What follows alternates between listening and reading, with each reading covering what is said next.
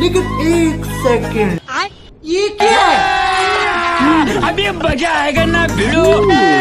भैया खाना कैसा बना? दीदी एक नंबर दीदी। और कुछ ले गया? दीदी बहू ये कौन है?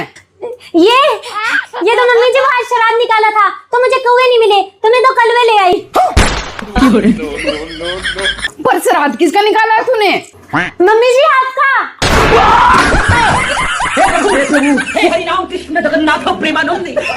मम्मी जी मुझे याद था, आपने कहा था सामने वाली से 2 कदम आगे चलना।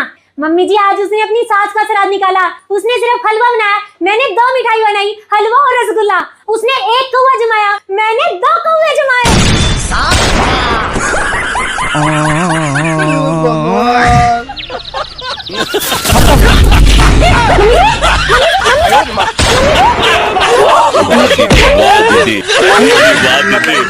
दीदी